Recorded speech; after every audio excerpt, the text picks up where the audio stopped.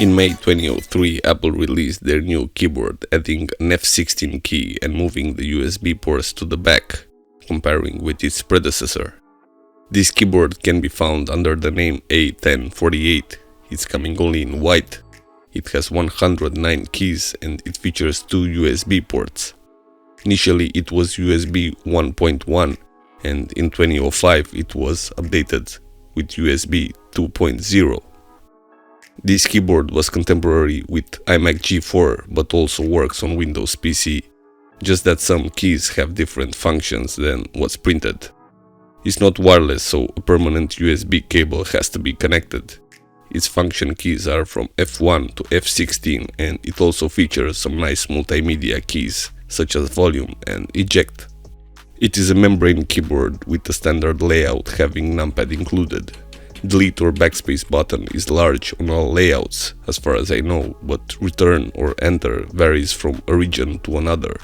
The one I have here is from Italy, as far as I remember, and checking on the internet, most European layouts are pretty much the same. However, the US keyboard had a small return or enter key. Otherwise, they're pretty much the same. I like the larger escape button comparing with previous or next keyboards from Apple. The keyboard itself is quite comfortable. It has a smooth texture and feels good.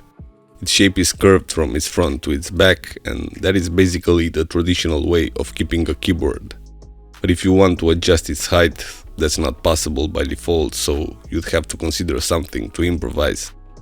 The feature I like the most, and I'd love to see this more often on any keyboard, would be the 2 USB ports on the back.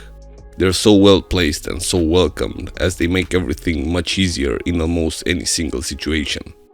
I think they were initially made especially for the Apple mouse, cause that one has such a small cable, so it was so necessary to connect it to the keyboard, otherwise you'd have to use a USB extension cable. But accepting the fact it initially featured only USB 1.1 and later 2.0, which is quite bad for today's standards, it was so easy to connect a USB flash, a card reader, a photo camera, even your phone. From all the features this keyboard has, this is the one I miss the most. Now, the biggest downside of this keyboard is what some may think it makes it or it made it the great at its time. It looks nice, but it's horrible to maintain. Because it's white and transparent, it turns yellow and all the dust is extremely visible and annoying. I have a separate video where I clean this particular keyboard, and accepting the fact it's quite hard to clean, it's also impossible to keep it clean for a very long time. Due to my standards, I would clean it each month, and that turns it to a responsibility rather than a keyboard I really enjoy.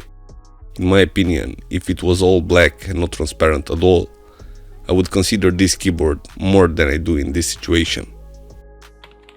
I used this keyboard for a while in 2021, and I think it's a nice keyboard, and even though today's standards are higher, I would gladly use it once in a while if I wouldn't feel guilty for making it dirty.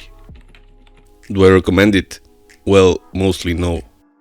But if you have an iMac G4 and you want to have a complete setup and get back in time, this keyboard will do its job and the experience will be great.